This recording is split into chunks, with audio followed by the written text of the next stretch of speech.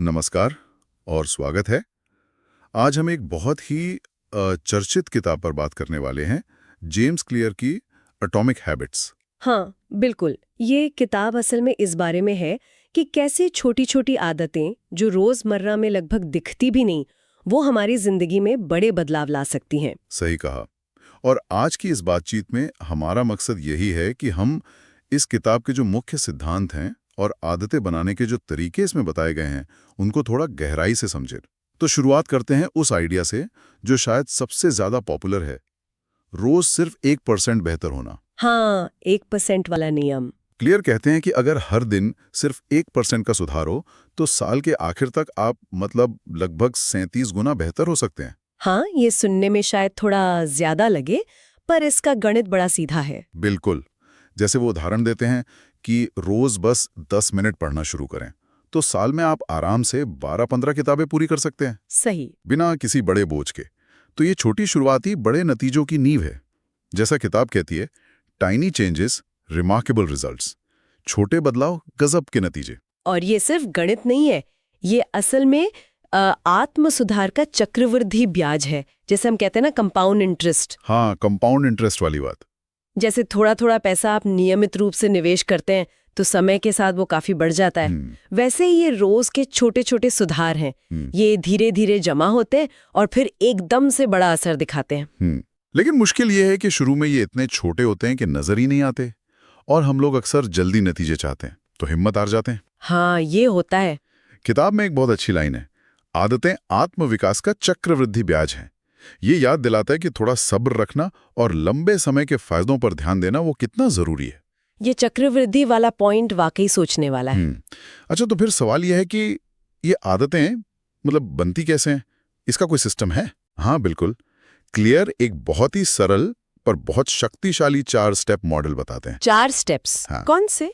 पहला है संकेत यानी क्यू, फिर है ललक क्रेविंग, तीसरा है प्रतिक्रिया यानी रिस्पॉन्स, और चौथा इनाम या रिवॉर्ड। संकेत, ललक, प्रतिक्रिया, इनाम। अच्छा, ये काम कैसे करता है पूरा चक्र? देखिए, संकेत वो ट्रिगर है जो हमारे दिमाग को इशारा करता है कि भाई कुछ करो, जैसे सुबह अलार्म बजा या फोन पर नोटिफिकेशन आया। ठीक है। फिर आती है ललक, उस संकेत से जुड़े इनाम की चाहत, जैसे फोन की नोटिफिकेशन देखकर जानकारी पाने की इच्छा। प्रतिक्रिया वो असल काम है जो हम करते हैं, फोन उठाना, ऐप खोलना। और फिर इनाम? हाँ, इनाम वो संतुष्टि है जो हमें मिलती है। दिमाग सीख जाता है कि ये काम करने से अच्छा लगता है तो इसे दोहराओ।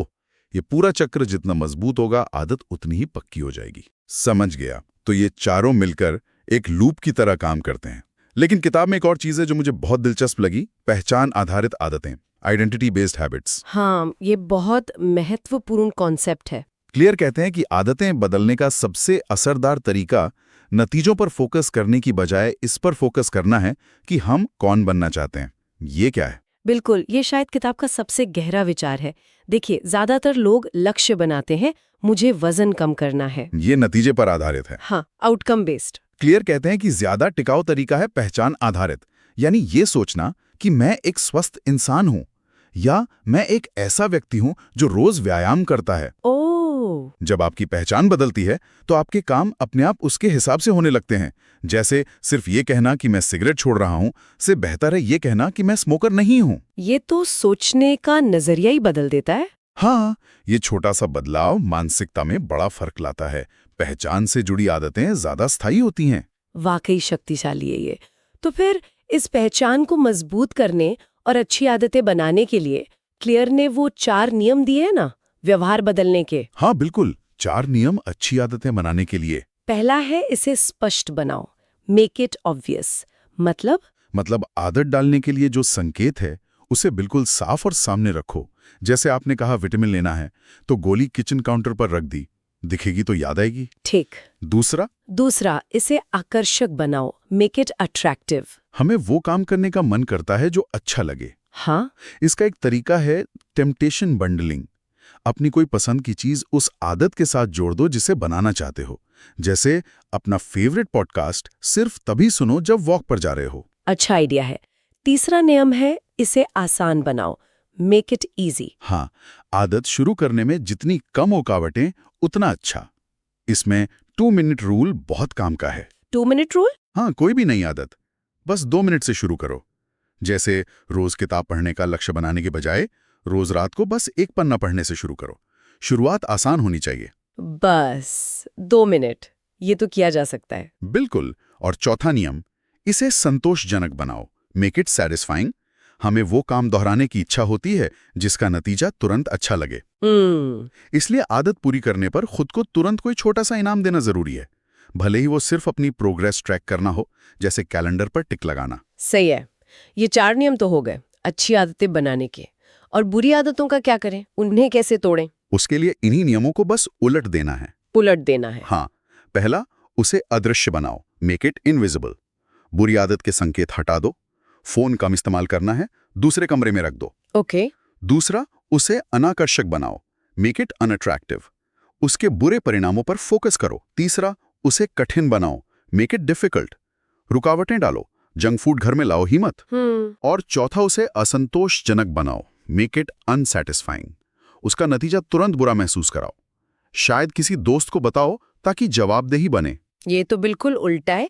ये सब सुनकर मुझे किताब की वो लाइन याद आ रही है, आप अपने लक्ष्यों के स्तर तक नहीं उठते बल्कि अपने सिस्टम के स्तर तक गिरते हैं। बिल्कुल सही। You fall to the level of your systems. इसका मतलब शायद यही है कि बड़े बड़े लक्ष्य बनाने से ज्यादा जरूरी है रोज के छोटे लगातार चलने वाले सिस्टम बनाना। एकदम। लक्ष्य आपको दिशा देते हैं, पर सिस्टम ही हैं जो आपको आगे बढ़ाते हैं, प्रगति सुनिश्चित करते हैं। तो अगर हम किताब की खास बातों और थोड़ी कमियों पर बात करें तो क्या कहेंगे? देखिए, खूबी तो ये है कि ये वैज्ञानिक रिसर्च पर आधारित है, सुझाव बहुत प्रैक्टिकल हैं, भाषा सरल है और पहचान पर जो जोर दिया गया है वो कमाल का है। हाँ, वो आइडेंटिटी वाली बात। हाँ, ये लंबे समय तक टिकने वाले सुधारों पर फोकस करती है। कमियों में शायद कुछ लोगों को लगे कि कहीं कहीं बातें दोहराई गई हैं। अच्छा। या अगर किसी ने पहले से हैबिट्स पर कुछ पढ़ा है तो शायद कुछ कॉन्सेप्ट जाने पहचाने लगे।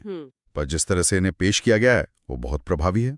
कुल मिलाकर ऐसा लगता है कि एटॉमिक हैबिट्स सिर्फ पढ़ने की किताब नहीं है, ये एक तरह से जीने का तरीका है, एक जीवन पद्धति है। बिल्कुल। मुख्य संदेश यही निकलता है कि परफेक्ट होने का इंतजार मत करो, बस छोटी शुरुआत करो, लगातार करते रहो और समय के साथ नतीजे देखकर आप खुद हैरान रह जाएंगे। हाँ, तो ये किताब किन लोगों के लिए सबसे ज्यादा फायदेमंद हो सकती है? मेरे ख्याल से ये उन सभी के लिए है जो अपनी जीवन शैली सुधारना चाहते हैं, चाहे वो स्टूडेंट्स हों, प्रोफेशनल्स हों, एथलीट हों, या कोई भी जो अच्छी आदतें बनाने और बुरी आदतों से पीछा छुड़ाने में मुश्किल महसूस करता हो।